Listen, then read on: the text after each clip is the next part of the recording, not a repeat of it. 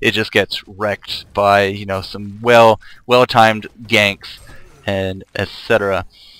But I don't know, like the roaming capacity has not really come through. Like this Valkyrie has yet to be ganked, but you know, Pharaoh's crew left him to go gank, you know, Soulstealer, successful. Swiftblade, successful. Andromeda, Glacius, successful. The only real deaths that we have on that Universal Soldier team is kind of spread out between Corrupted Disciple and Witchslayer. So I say that and look at this. Up comes that Glacius, grabbing that Pharaoh. Maybe people can just read my mind, you know, 48 hours after we cast, or after they play. Oh, fun times. So now we're sitting at a 9-6 lead for Universal Soldier. This Valkyrie will be getting a little bit of free farm. She really needs to start coming up in her farm. She's at 168 gold a minute. Compare that to that Pharaoh, who's now dead. What color's Pharaoh? Shameless. There we go. He's at 251. Clearly winning his lane. Now, a good ult could come down here and just wreck this Valkyrie if he can get off that mana drain. Otherwise, she would just Courageous Leap right away. I'm a little surprised that the Hellborn as well did not use a ward to cut off these creeps down here. So that's something that they didn't do as well. Fun times. We have a Nymphora deep under cover here, and oh, looks like Glacius might actually find her. But she has a bottled Invis rune. But now the tower actually saw her.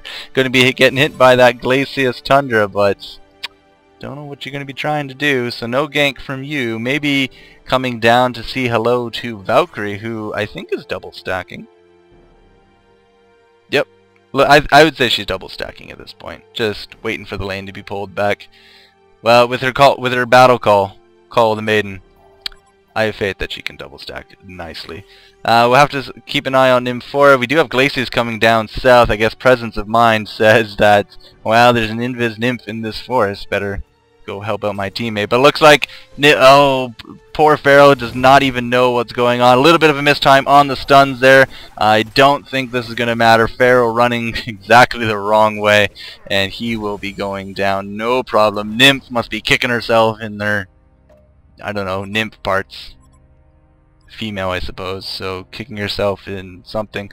But let's see what she can do here with the Glacius and a roaming. Wow, nice miss on Glacius. He had that haste. No, sorry, he does not have that haste. He has those Striders. And it looks like this is not going to be a kill on at least Valkyrie. They might be able to get Glacius if he doesn't juke around. Oh man, up comes that stun. However, that will not matter whatsoever. And that, wow, look at that. Swiftblade coming in with the Swift Slashes. But down comes Witchslayer to say hello.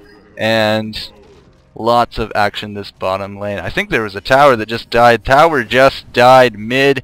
Good job on that Soulstealer. Level 9 taking the lead. His farm is highest experience, but his gold is still being outmatched by this Nymphora, who I believe just picked up that kill. Nymphora is sitting at 6 kills. Quite the fairy assassin, so to speak. And now everyone kind of just settles back down. But we are now sitting at a 10-7 score, 12 minutes 40 seconds into this game. So they're keeping up the level of kills very nicely. We're sitting at nearly, well, I gotta say, it's nearly 1.5 kills a minute. So it's always great for us casting folk. Otherwise you just kind of get bored and you just got to start rambling about pandas and midget porn. Thanks, Sixie, for planting that in my head. But we won't talk about that here because there's lots to do. Andromeda being found out by this Pharaoh and this Magmus. Well, going down, back to the void with you. As she didn't really have too much of a chance here. I'll just go to point out a little bit about, not you, Striders on this Magmus. Great item for support. Roaming support that does not require attack speed. Should definitely be getting these new boots, Striders. Now what Striders do is they give you 50 base movement speed, and when you're out of combat and you haven't cast a spell for 6 seconds and nothing's hit you and you haven't used anything, etc, etc, etc, they'll give you triple that. So triple that. So up to a plus 150 movement speed, plus whatever your base is. So a few minutes into the game you can easily grab, well, let's just watch him here for a second. 1, 2, 3, 4 stacks up to 450 movement speed. Check that out. he is just going to be zooming around. Now, fun, interesting note, ding ding, Striders are an exact, well, almost, yeah, exact copy of the Boots of Mobility from League of Legends. Yeah, I've played League of Legends. Probably shouldn't admit that on camera, but it's an exact copy of the Boots of Mobility. So, you know, even though the two games are rival, they're definitely keeping an eye on each other, and I would gotta say it's a great port over to the HoN universe, especially for these supports. Just makes life as a support a heck of a lot easier, because you can just run around. It's like a free post haste, just it only costs 800 gold instead of, you know, 2700 gold. So that being said, come on, Soul Steer, do something against this nymph. That could have definitely been done a lot better, and that looks like that will not be a kill. Lots of tower damage going on down south. That tower is definitely feeling the burn from a triple lane, but I don't know what Legion wants to do about this top. Corrupted Disciple, though, it looks like he kind of gave up on killing him for a while. He did go down twice, but he picked up 3 kills, so he's kind of in the lead there. But now he's just free farming. There's nothing to do here. So yeah, I don't know. I don't really want to see a Corrupted Disciple farming against me. Does look like Nymphora was caught out by, well, I guess everything. Look at that! Valkyrie!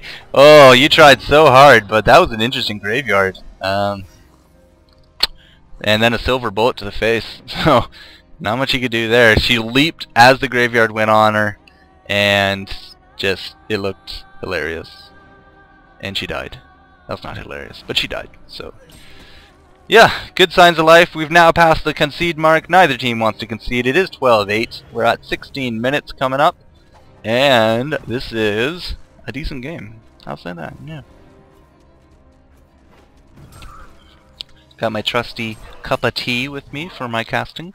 I got chai today. I love chai tea. Spicy hot chai tea. Oh, so good.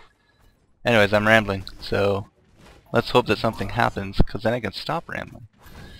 All that aside, Valkyrie is sitting, I think, nope, for some reason I read that at level 12. It's like, no way she's level 12. I did just see Blue Ding 11, so he is still the top experienced farmer of this game, and all this free farm that Corrupted Disciple's been stacking, he's definitely taken the gold lead. Oh, no, look at that. Corrupted Disciple taking it back, but they're neck and neck, basically a few gold difference between them. Oh, there we go, a nice swap into a Feral Mummies onto this Corrupted Disciple. I don't know why they stopped attacking him, but oh, he's gonna get away, which is interesting. Oh, look, there's lots of people here. Feral going down, Magmus coming in for a little bit of help. Valkyrie is now caught behind enemy lines. And Soul Steer, I don't think is going to be able to help her at all there. So Pharaoh for an Andromeda, but the important part is he, Corrupted Disciple, lived. And he was kind of the target of the gank. Little unfortunate. That was 4 people up top against, I guess, all 5 of them, because we only have Glacius down south. I guess he's out trying to pick up a little bit of his own farm. As, I mean, even if you're playing support, you still need gold, and so you still need to get some creep score, and, you know, you can't really exactly live off, you know, deaths and assists. Although some have made it a point to do that, but those some aren't in this game, so that is an irrelevant point. Corrupted Disciple has picked up his Frost brand, an interesting first pick. Ice brand, not Frost brand. What am I talking about? He has picked up his Ice brand, an interesting first pick. Look at Andromeda just go zoom zoom with those Striders. 445 movement speed. As I said, pretty ridiculous, folks, but that's the current state of support. So, yeah, so nice brand picked up on that Corrupted Disciple. We have a bottle picked up with the Striders here on Magmus, giving him some nice health and mana regen, continuing those ganks. Sustainer plus a bottle will keep Nymph happily farming away. And a Witch Slayer with still only his regular boots. He needs to start stepping up for his Striders soon. How much gold does he have? Witch Slayer has not enough gold, so we'll have to see where that goes. Soul Steer, you know, top farmer of this game. Well, not anymore. As I said, that few gold difference between him and Corrupted Disciple. He has his portal key. Nice 18 minutes, probably quicker than that. Portal key, that's going to start wrecking some heads very soon. Look at that damage go in. Oh, Soul Steer is We had a Nymph port down here with a Magmus and a Witch Slayer, and basically 4-man ganked both the bottom of Soul Stealer and Andromeda. Not much you can do about that. This is the map control that the fairy girl herself affords your team, and it is quite devastating to have, yeah, level 11 ult, I think.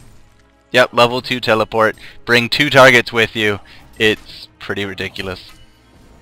So, I would say they're going to be putting the hurt on this tower down here. Let's going to have to see what Swiftblade could do, Mr. Magic Immune himself, with this Glacius. And there's pressure mid, as it does look like that was not denied. Poor Valkyrie not getting that denied, as all 4 heroes are now going to be pushing in on this bottom tower. Bottom tower will be the second one to go down, but the first tower went down 19 minutes in. It looks like Magmus wants to make something of it to Mr. Magic Immune himself. Up comes the Pharaoh, ult picking up, not ult, sorry, the mummies and his ult apparently at some point. Magmus is really hurt. Does look like Nymph and Witch Slayer did go down. I think all 5 of them are down here. Sorry, all 4. Does look like Magmus not getting away. The portal key from Soul Stealer not going to be doing that. A good swap there onto the Pharaoh. It let that Swift Slashes come out, and that was basically a genocide as all 4 of them went down. Corrupted Disciple, the lone survivor, simply because he wasn't in the battle. But 4 on 4, they got served. 15-13 now. Baby Smashers showing that they're not afraid to really, say what's up at our own tower. But hey, you pushed it. You paid for it. It's all good. No worries. Alright, well, now looking at Soul Stealer. 450 experience a minute with those kills. Well, add 4 assists, or even your own kills to that proximity. That's a lot of gold just to jump up on you. Does look like another Nymph 4 teleport comes down here, and looks like everyone wants a piece of this Soul Stealer. Magmus is really getting hurt, almost chain CC'd. They were able to take down the Nymph and Magmus, however. Oh, look at that, a good ult from Pharaoh, finally picking up that Glacius. I guess he doesn't know how to get out of his own mummies. No, he does. Don't worry. But Witch Slayer, the sole survivor of that round. So it was a good intention coming down there with the extra firepower, the extra surprise factor. They were able to take out Glacius and Soul Stealer, but they paid for it with Nymph and Magmus. Fair trade? You decide. I don't know. I think I'm good with that trade.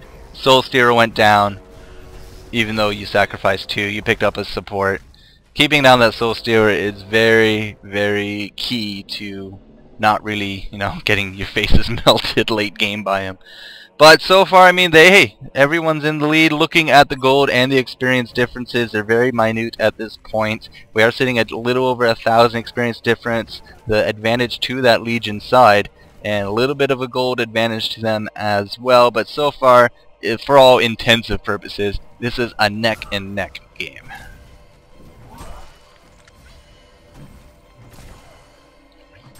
Spicy chai tea. How I adore thee. Does look like we had Witch Slayer finally picked up his Striders, I guess before he did the chain dying. He also has double damage, which is an interesting thing for him to get. But let's see what's going on top. Up top we got Soul Stealer, just ported in. Does look like he has a Mighty Blade, so I'm going to assume he's going for a Shrunken Head. Now, some Soul Stealers like to pick up an Assassin's Shroud. Personally, I think that's too easily countered by Dusts and the Wards of Revelation, so I really enjoy seeing a Shrunken Head thrown onto a Portal Keyed Soul Stealer, because you just jump right in there and you start melting away. So it does look like everyone wants to come up here for a team fight. We did have a port from bottom. We got all 5 Legionnaires up here, but I think everyone knows that. It looks like there's a few creeps there that got around. Valkyrie ult coming out. Now's the time to do your placement, ladies and gentlemen. Let's see what they do. There's only 4 up here. Who is not here? Corrupted Disciple is not here, but that Valkyrie ult's not going to be affording them any kind of extra positioning. Even a Snotball coming down, finding Glacius in the forest. And now I guess all 5 are content to stay up here. So while all 5 makes a very strong lane and keeps these 4 cemented here, again, this Corrupted Disciple is just free farming. He did pick up Looks like a Frostburn and that Homecoming Stone. That's just what he picked up at that town. Does look like you're gonna come home. You're gonna come home because here comes the initiation. Does look like Soul Steerer, not Soul Steerer.